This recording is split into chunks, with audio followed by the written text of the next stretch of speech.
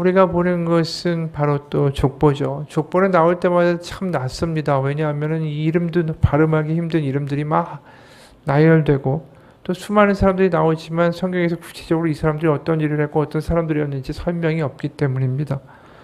그런데 창세기를 읽다 보면 우리가 잘 인식하지 못하지만 창세기 2장 4절부터 50장 끝까지 족보가 10개가 등장합니다.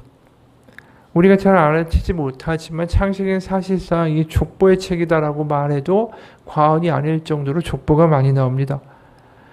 우리가 이미 예를 들어서 아담에서 셋으로 또 노아로 이어지는 그 하나님과 동행한 믿음의 사람들의 족보, 그 족보를 본 적이 있고 이와 대척점에 있는 가인의 후손, 악인들의 후손인 그 계보가 연결되어 있는 족보를 또 본 적이 있습니다. 그래서 오늘은 이제 노아에게서 그 아들들 셈, 함, 야벳으로 이제 이어지는 그 족보를 보게 되죠. 그러다 보다 보면 이제 아브라함의 족보, 또 이삭의 족보, 야곱의 족보, 이스마엘의 족보 다 등장합니다. 또 에서의 족보도 등장하고. 근데 이러한 족보들이 나올 때마다 이 족보와 관련된 사건들이 하나씩 다 연계되어 그려지는 모습을 보게 돼요. 이 족보가 그냥 나열된 게 아니라 하나의 의미를 가지고 있다는 거죠. 우리가 노아의 홍수 사건 이전에 의인의 족보와 또 악인의 족보가 나열된 것을 보게 됩니다. 그리고 그들이 얼마나 자신의 생각과 자신이 눈에 보이는 대로 판단하고 자신이 힘을 가지고 있으면 얼마든지 그 힘을 마구 구사해도 그것이 하나도 악이 아니다.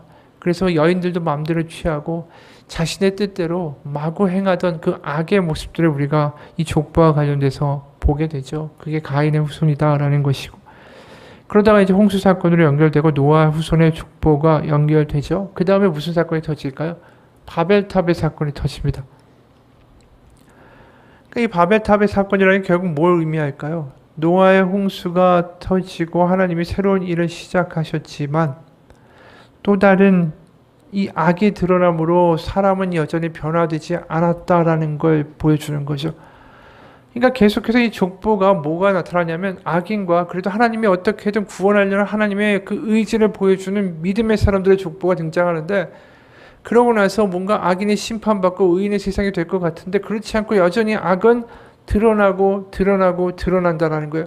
그럼 거기서 끝나지 않고 하나님은 어떤 일을 하시냐면 계속해서 그 의인의 족보를 어디선가는 계속 연결해 가신다라는 이야기를 창세기에서 보게 되는 거죠. 그래서 11장 4절에 보면은 이런 이야기가 있어요. 바벨탑 사건인데 또 말하되 자 성읍과 탑을 건설하여 그 탑 꼭대기를 하늘에 닿게 하여 우리 이름을 내고 온 지면에 흩어짐을 면하자 하였더니 그러니까 우리의 이름을 하늘에 대고 또 다른 우리의 사람들의 그 능력의 족보를 만들어내자. 이 하나님의 의인의 족보가 아니라 자신들의 스스로 교만해 자신들의 이름을 내고자 하는 자신들의 삶의 운명을 스스로 좌지우지하겠다고 하는 그 교만한 사람들의 족보가 또다시 등장하게 된다는 거죠. 그러면서 우리가 11장의 바벨탑 사건을 보게 되고 그 다음에 연결되는 게 뭐냐 셈의 족보가 또 등장해요. 그러니까 이 족보와 족보 사이에 바벨탑 사건이 껴있는 거예요. 나중에 셈의 족보에 대한 이야기 조금 더 하겠지만 우리가 이미 그 저번 시간에 노아가 9장에서 술을 먹고 나체를 취하고 그래서 어떻게 보면 의인이라고 말하는 사람의 어떤 추악한 모습을 또 망가진 모습을 우리가 보게 되죠. 그럴 때 그 아버지의 수치가 드러난 그 몸을 옷으로 덮어준 셈과 야벳은 축복을 받게 되고 보고도 모르는 채 했던 함과 그 아들인 가나안은 이 노아의 저주를 받게 되면서 뭔가 이제 이상한 길로 가게 된다라는 걸 이미 본 적이 있죠. 그래서 이 족보에도 분명히 좀 드러나고 있어요. 이제 셈의 족보, 야벳의 족보, 함의 족보.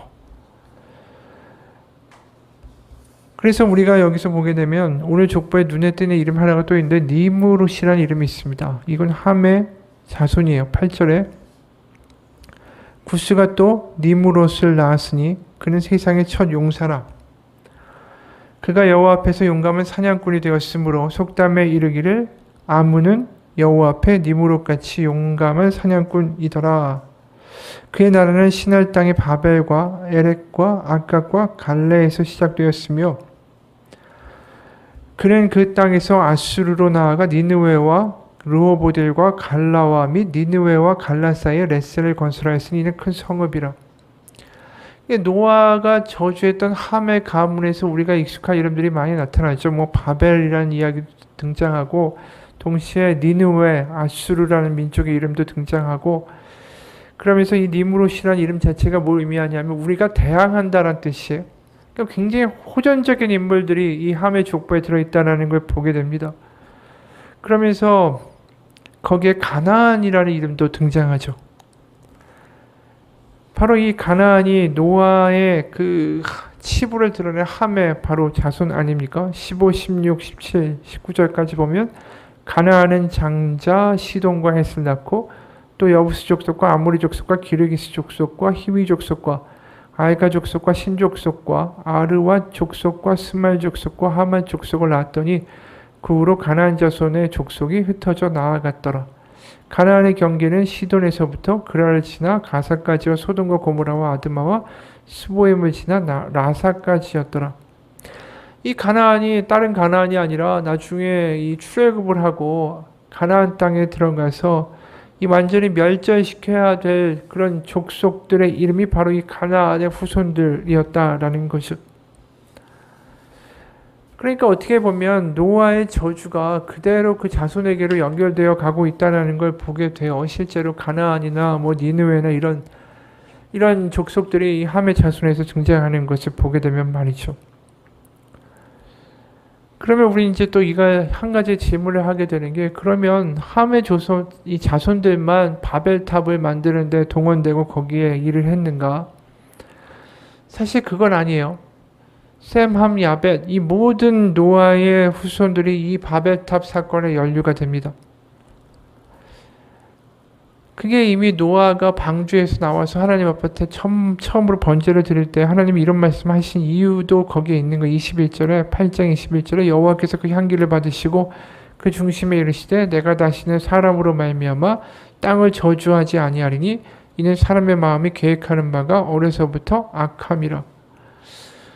그러니까 하나님이 새로운 일을 시작하셨는데 족보가 등장하는데 이게 뭔가 싹수가 안 보이는 거죠. 게다가 지금 함의 자손 같은 경우에는 또 의미심장하게 가나안의 이름, 뭐 아수르의 이름 이런 이름들이 등장하고 있고 결국은 이 노아로 말미암아 새로운 인류, 새로운 하나님의 시작이 시작되었음에도 불구하고 결국은 다 악의 족보로 치달아가고 있는 모습을 또 보게 된다는 거죠. 그러니까 창세기를 읽다 보면 뭔가 소망과 희망과 반전이 드러나는 게 아니라 하나님은 뭔가 새로운 일을 시작하고 하길 원하시고 또 노아를 택하시고 누굴 택하셔서 계속해서 하나님의 새로운 일을 만들어 가려고 하시지만 인간은 계속해서 하나님의 기대를 벗어나고 있다는 것을 보게 됩니다. 그래서 24절을 보게 되면 바로 셈은 어떻게 보면 하나님의 축복을 받은 어떻게 보면 앞으로 아브라함의 선조가 되는 그 지파 아닙니까? 족속이고 가나안을 종으로 부르게 될 것이다. 이게 지금 앞으로 아브라함의 후손들이 가나안 땅에 가서 가나안을 멸절시킬 때 그 이야기를 미리 한 거나 마찬가지죠. 노아가 한 이야기가. 그런데 21절 보면 여기 에벨이라는 사람이 등장해. 21절부터 24절을 보면 에벨이라는 사람이 있는데 여기 21절부터 봅시다. 21절 셈은 에벨 온 자손의 조상이요 야벳의 형이라. 그에게도 자녀가 출생하였으니 셈의 아들은 엘람과 아스루와 아르바삭과 룻과 아람이요 아람의 아들은 우스와 헐과 게델과 맞으며 아르바삭은 셀라를 낳고 셀라는 에벨을 낳았으며. 근데 여기서 한 가지 눈에 띄는 게 뭐냐면 에벨이라는 이름이에요. 지금 분명히 24절을 보면 셀라는 에벨을 낳았으며 그러면 에벨은 셈의 한참 지난 후손이죠. 그런데 21절에 굳이 셈은 에벨 온 자손의 조상이요. 그러니까 굳이 셈하고 에벨을 연결을 하고 있다는 걸 보게 되죠. 셈의 바로 당대에 이은 자식도 아니고 한참 후손을 굳이 셈하고 에벨하고 붙여놓고 있다는 거예요. 에벨이라는 사람이 뭔가 의미심장한 역할을 하게 될 거라는 거죠. 그럼 도대체 왜 셈의 후손 가운데 에벨이 이렇게 중요해서 강조를 할까? 25절에 에벨은 두 아들을 낳고 하나의 이름을 벨렉이라 하였으니 그때 세상이 나뉘었으며 벨렉의 아우의 이름은 욕단이며. 지금 에벨에게 뭔가 문제가 거기에 있다라는 거예요. 중요한 시사점이 있다라는 거죠. 에벨에게 두 아들이 있는데 벨렉과 욕단이라는 거예요. 이 욕단이라는 이름의 아들은 이 바벨탑의 건설에 참여하게 됩니다. 벨렉이라는 이름 자체가 지금 무슨 뜻이냐면 나뉘다라는 뜻이에요. 나뉘다. 다른 길을 갔다라는 거예요. 욕단하고는 다른 길을 갔다라는 거죠. 이쪽 사람들은 바벨탑의 건설에 참여하지 않습니다. 그러니까 지금 셈의 아들이라고 해서 뭔가 이게 앞으로 이 사람들은 선택된 거라고 우리가 생각할 만한데도 불구하고 이들 중에도 하나님의 길을 다 간 건 아니라는 거죠. 그래서 노아의 계보만이 지금 혼탁하고 무질서한 세상 가운데 하나님의 뜻을 따라간 것처럼 지금 셈의 후손 가운데도 이 에벨, 특히 그 다음에 벨렉으로 연결되는 이러한 사람들만이 지금 하나님을 따라간다라는 걸 보게 돼요. 그 이야기 왜 하냐면 이게 11장에 바벨탑 사건이 있고 그 다음에 셈의 족보가 나온다고 그랬잖아요. 셈의 족보가 등장하는데 10절에서 25절을 보면 이게 그 족보예요. 거기에 대략적인 몇 개의 구절을 보면 이렇게 되어 있습니다. 셈의 족보는 이러하니라. 그러니까 셈의 족보를 앞에도 얘기하고 바벨탑 사건 다음에 또 기록해요. 셈의 족보는 이러하니라. 셈은 100세 곧 홍수 후 2년에 아르박삿을 낳았고 아르박삿을 낳은 후에 500년을 지내며 자녀를 낳았으며 아르박삿은 35세에 셀라를 낳았고 셀라를 낳은 후에 403년을 지내며 자녀를 낳았으며 셀라는 30세에 에벨을 낳았고 에벨을 낳은 후에 403년을 지내며 자녀를 낳았으며 에벨은 30세에 벨렉을 낳았고 여기에 욕단이라는 이름은 없어요. 그리고 17절을 보면 벨렉을 낳은 후에 430년을 지내며 자녀를 낳았으며 벨렉은 30세에 루를 낳았고 그러면서 24, 26절에 어떻게 흘러가냐면 나홀은 29세에 데라를 낳았고 데라를 낳은 후에 119년을 지내며 자녀를 낳았으며 데라는 70세에 아브라함과 나홀과 하란을 낳았더라. 드디어 아브라함까지 연결되는 거예요. 그러니까 아브라함으로 가는 과정 가운데 이게 굴곡이 계속 있다라는 거죠. 결국 이 족보를 보다 보면 의인의 족보보다는 계속해서 하나님을 실망시키는 인간의 이 부족한 모습들을 계속 족보는 보여주고 있어요. 그러니까 이게 위대해서 이름들을 적어놓은 게 아니라 하나님의 뜻을 그래도 끝까지 붙들고 나아가는 그 미약한 한 줄기의 빗줄기처럼 마치 이 족보는 기록되어 있다는 거죠. 그러면 결국 아브라함이라 이름까지 가려고 계속해서 이 족보가 연결되고 나왔다라는 걸 우리가 보게 됩니다.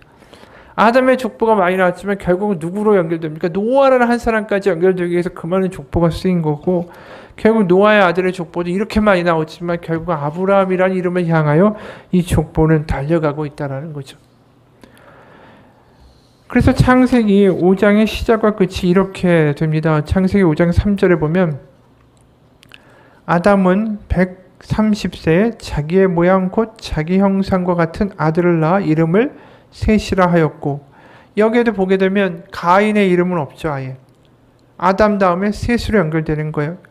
그리고 오늘의 족보에도 욕단은 빠져버립니다. 아예 그러면서 30절에 어떻게 끝나냐면 라멕은 노아를 낳은 후 595년을 지내며 자녀들을 낳았으며 그는 777세를 살고 죽었더라. 노아는 500세 된 후에 셈과 함과 야벳을 낳았더라.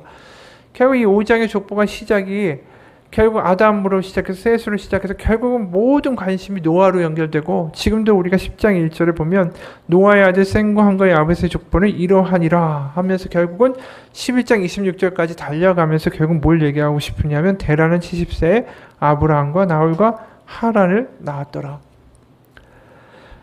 여러분 족보를 보다 보면 발음하기도 힘든 이름들만 많이 나열되고 뭐 이렇게 이런 얘기들이 많을까? 족보가 무슨 우리에게 어떤 시사점을 줄까? 이런 생각들을 하게 돼요. 읽기도 지겹고 똑같은 이름들 많이 나오는 것 같고. 근데 결국 족보나 창세기는 뭘 얘기하냐면 하나님의 남은 자, 하나님의 뜻을 그래도 그 세상 가운데 악하고 다 떠나갈지라도 하나님을 떠나지 않은 자를 계속해서 쫓아가고 있다는 걸 보게 됩니다. 하나님이 이 창세기를 만약에 하나님이 그 하나님의 남은 자를 끝까지 도우시며 그들을 어떻게 보면 인도하시고 그들 가운데 하나님의 뜻을 이루기를 하나님이 포기하셨다면 족보는 아마 도중에서 끝났을 거예요. 족보를 보면서 우리가 느끼는 건 딱 하나예요. 뭐냐면 세상이 참 악하고 인간도 정말 정말 악한데 하나님은 그런데도 일말의 가능성을 가지고 하나님의 자녀를 어떻게든 만들어가고자 하는 일을 멈추시지 않는다라는 걸 보게 되는 거죠. 그렇기 때문에 아브라함에게 주신 약속이 뭡니까? 12장 1절, 2절, 3절 보면 여호와께서 아브라함에게 이르시되 너는 너의 고향과 친척과 아버지의 집을 떠나 내가 너에게 보여줄 땅으로 가라. 내가 너로 큰 민족을 이루고 내게 복을 주어 내 이름을 창대하게 하리니 너는 복이 될지라. 너를 축복하는 자에게는 내가 복을 내리고 너를 저주하는 자에게는 내가 저주하리니 땅의 모든 족속이 너로 말미암아 복을 얻을 것이라 하신지라.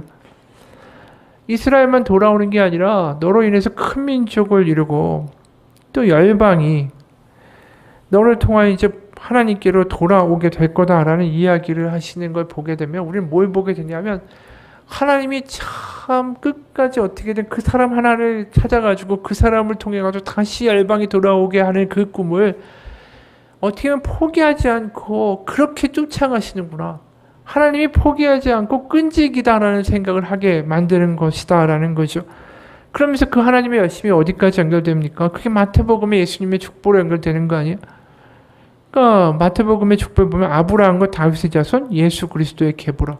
아브라함이 이삭을 낳고 이삭은 야곱을 낳고 야곱은 유다와 그 형제들을 낳고 유다는 다말, 베레스, 셀을 낳고 베레스는 헤스론을 낳고 헤스론은 람을 낳고 람은 아비나답을 낳고 아비나답은 나손을 낳고 나손은 살몬을 낳고 살몬은 라합에게서 보아스를 낳고 보아스는 르sek에서 오벳을 낳고 오벳은 이세를 낳고 이세는 다윗 왕을 낳으니라. 다윗은 우리아의 아내에게서 솔로몬을 낳고. 그러니까 예수님에게까지 이게 계속 연결된다는 게 결국 우리에게 뭘 말하냐면 하나님이 창조부터 종말까지 끈질기게 하나님의 그 뜻을 이루고자 하시는 그 계획과 그 하나님의 사람들을 계속해서 만들어가시고 그를 통하여 하나님이 결국 모든 사람들이 하나님께 돌아오는 일을 완성시키고자 하는 일을 포기하지 않으셨다는 거죠. 게다가 특히 아브라함과 다윗의 자손 예수 그리스도의 계보를 보게 되면 더 특이한 건 뭡니까? 여기에 다말이라는 여인의 이름이 나오고 여성의 이름은 족보에도 들어갈 수가 없죠. 그런데 여인의 이름이 분명하게 나오고 거기에 라합이라는 여리고 성의 창기 아닙니까? 창기. 이방인에다가 창기였던 사람의 이름도 나오고 룻이라는 여인은 누굽니까? 룻기의 주인공이죠. 모압 여인입니다. 이방인 여인이에요. 그렇게 연결되면서 다윗이라는 이름까지 등장하죠. 다윗이라는 위대한 왕의 이름에 선주에 이런 사람들이 들어있는 거예요. 그러니까 하나님이 뭘 얘기하시냐면 직업이나 혈통이나 성별이나 이런 걸 다 넘어서서 하나님이 결국 어떤 족보를 만들어가고 싶으시냐면 믿음의 족보라는 게 믿음. 세상에 뭐라고 하더라도 하나님 믿는 거 포기하지 않는 믿음의 사람들의 족보를 하나님이 결국 계속 써내려가고 계시고 그들을 인도하고 계시고 그들에게서 눈길을 한 번도 띄신 적이 없고 그들이 때로 좌절하고 넘어진다 할지라도 하나님은 그들을 어떻게든 끌고 그 길을 완성해 나가시는 하나님의 모습을 우리는 앞으로 창세기부터 구약의 끝 또 신약의 끝까지 보게 될 거라는 거죠. 사람의 위대함이 아니에요. 사람이 고작 가지고 있는 겨자씨만한 믿음이 있는데 그걸 가지고 어떻게든 하나님은 하나님의 계획과 하나님의 일들을 만들어가고 계시다. 그러니까 성경의 주인공은 사람들이 아니에요. 하나님이지. 아브라함도 보게 되면 그 사람의 믿음이 대단해서 믿음의 선조가 된 게 아닙니다.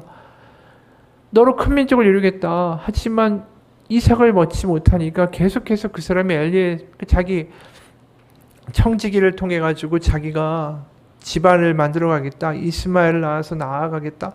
이런 식의 일들을 하잖아요. 또 파라오 앞에 가가지고는 아내를 누이라고 이야기하고 그런 부족함에도 불구하고 그가 가지고 있는 겨자씨만한 믿음을 가지고도 하나님은 어떻게든 그걸 가지고 이어나가신다라는 거예요. 여러분 그게 우리 가운데 가지고 있는 유일한 소망이고 근거 아니겠어요?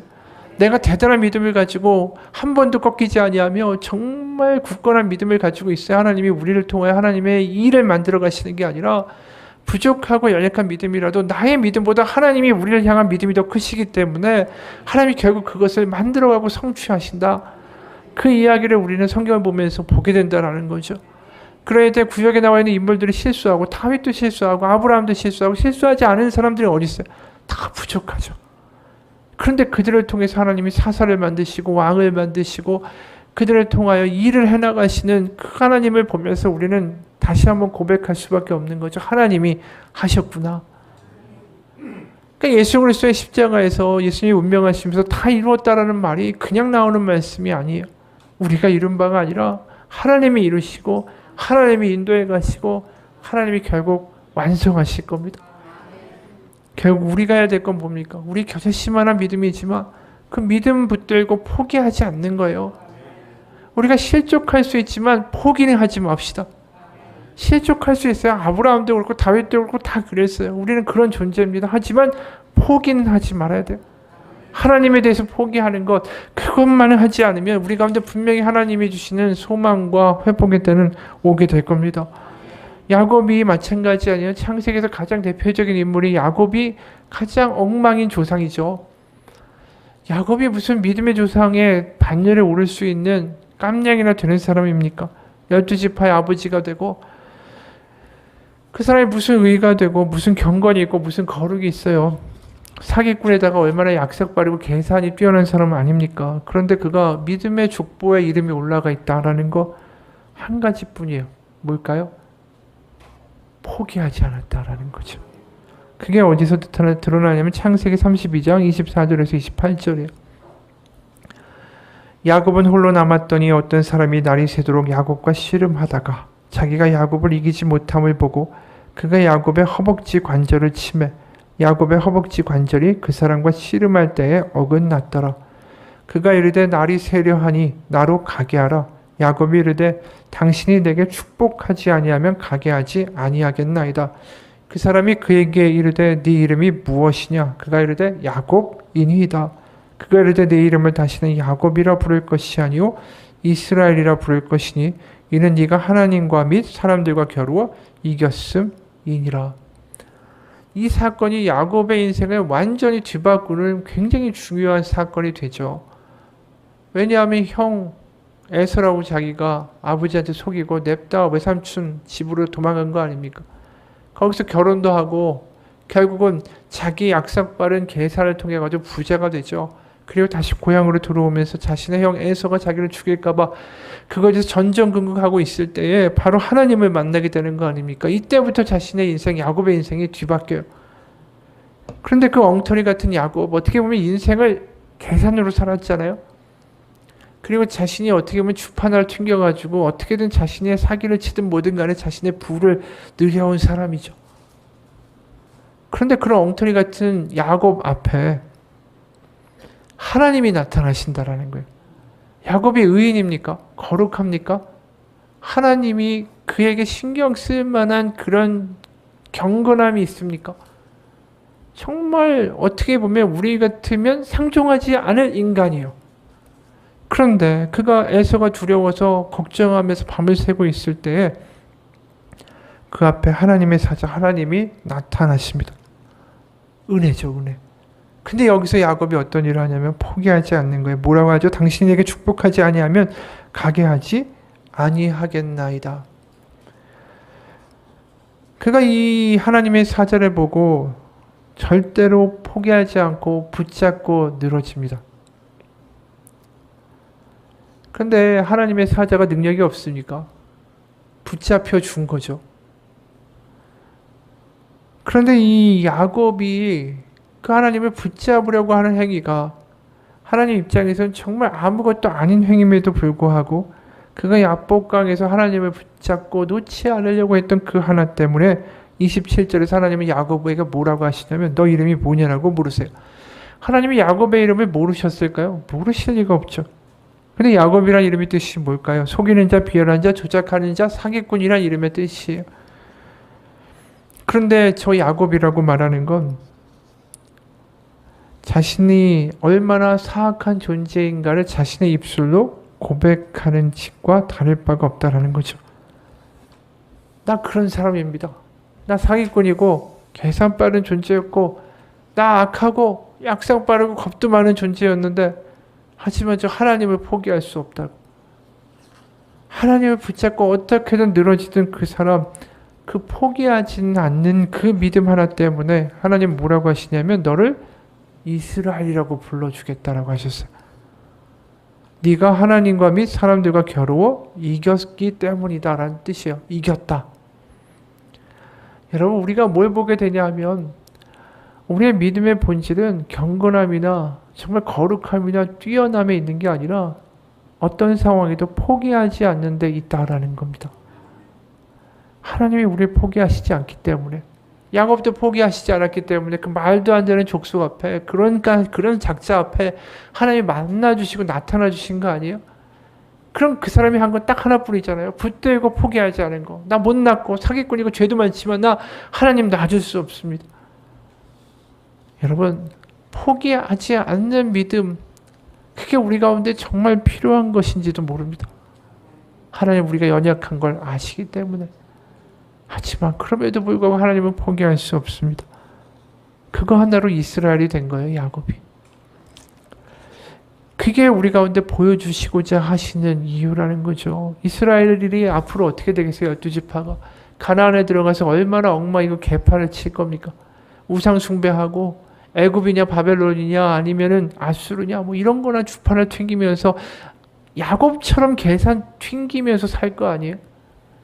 그런데 그들에게 이스라엘이라는 이름을 주시는 건 뭡니까? 내가 그럼에도 불구하고 너희를 포기하지 않으니까 너희가 돌아와서 나를 붙들면 살 거라고 구약 내내 얘기하시는 거예요. 여러분 하나님을 포기하지 아니하면 살 수 있다. 그 얘기를 하나님은 야곱을 통해서 우리 가운데 보여주시는 거죠. 카일 아이델먼 목사님의 포기하지 말라는 책이 있어요. 그 책의 일부분입니다. 그날 밤 하나님과 씨름한 야곱의 큰 성취는 포기하지 않은 것이다 라고 말하고 싶다. 그는 계속 싸웠다. 야곱이 어떻게 싸웠는가? 하나님을 붙잡고 보내지 않았다.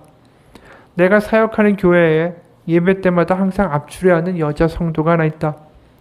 그녀와 남편 데이빗은 여러 해 주일마다 같은 자리에 앉는다. 데이비드와 그 아내 애니는 늘 성경을 펴서 함께 보며 설교에 집중한다. 그런데 데이빗이라는 이 남편은 동기부여 전문 강사다. 이 전문가이기 때문에 가만히 앉아서 내가 전하는 설교를 비판하기도 쉽겠지만 그럼에도 불구하고 이 부분은 늘 긍정적이고 고무적이었다. 그러던 어느 날 아내 애니가 유방암에 걸렸다라는 소식을 들었다. 그 소식에 내 눈에는 눈물이 가득했다. 부부를 위해 기도했다. 하나님께 애니의 병을 고쳐주시고 그녀의 삶에 용기를 불어 넣어달라고 하나님께 간구했다. 그러던 중에 암이 림프절로 전이됐다. 아내인 애니는 개인 트레이너였는데 이제는 매주 5차례 방사선 치료를 받는 환자가 되었다.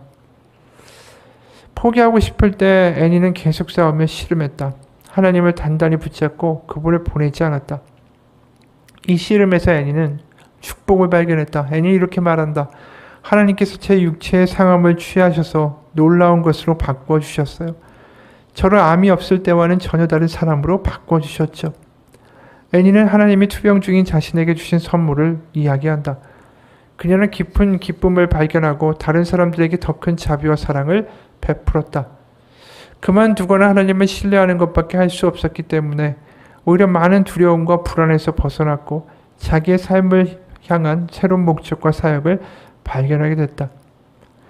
하나님을 당신을 중독이나 학대나 불륜이나 잘못된 관계, 재정적인 파탄이나 질병, 실패와 같은 상태에 그냥 두기를 원하지 않으신다. 하나님은 당신에게 복을 주고 당신을 의미와 기회로 가득한 세상으로 인도하기를 원하신다. 그러나 하나님이 주시고자 하는 복에 이르려면 때로는 싸우며 밤을 헤쳐가며 하나님을 붙들고 나아가야만 한다. 야곱은 하나님께 복을 받고 새 이름을 받았다. 그러나 그의 상처가 사라지지는 않는다.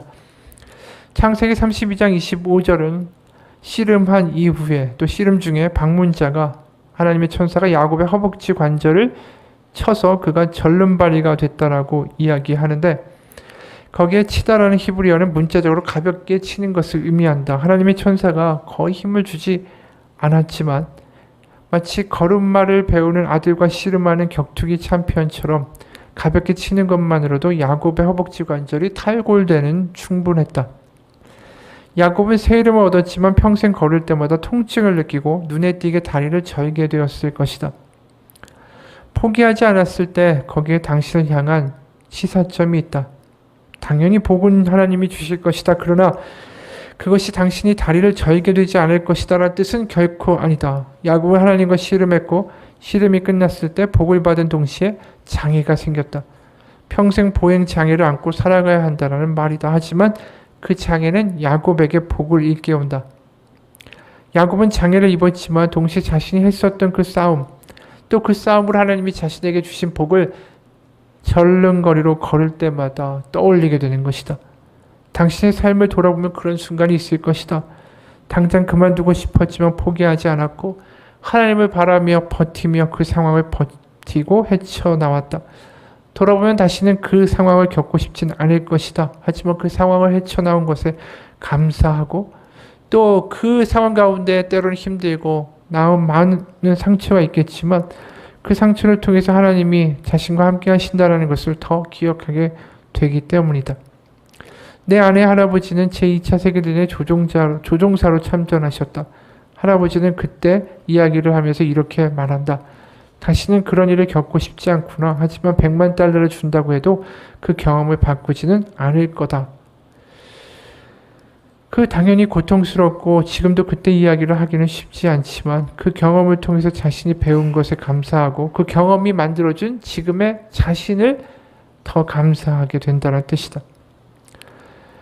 우리가 어려울 때가 있다. 하지만 도망칠 것이 아니라 하나님을 붙들고 끝까지 나아간다면 그곳에 상처는 있을지 모르지만 거기서의 좌절은 없다. 여러분, 이 이야기를 읽으면서 그런 생각을 했어요. 야곱이 쩔뚝거리면서 결국 걸을 때마다 뭘 기억하겠어요? 하나님이 나에게 하신 약속, 어려운 가운데 나를 붙드신 하나님의 은혜를 기억하게 되는 거 아닙니까?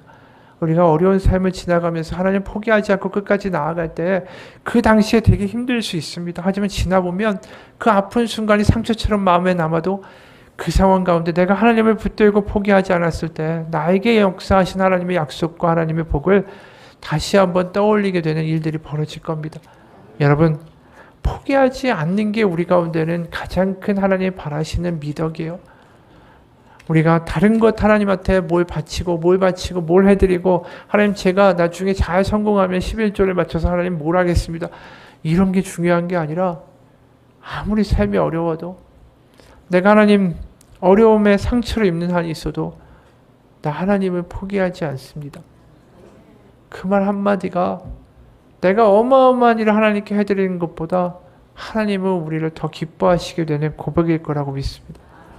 그리고 고백이 마음의 상처가 되고 아픔이 되고 나중에 기억할 때마다 그 고통이 생겨진다 할지라도 그 고통 가운데 함께 하신 하나님 때문에 우리는 나머지의 인생들을 더 놀랍게 하나님과 순간순간 호흡마다 하나님을 경험하게 되는 놀라운 복이 우리 삶 가운데 임할 거라고 믿습니다.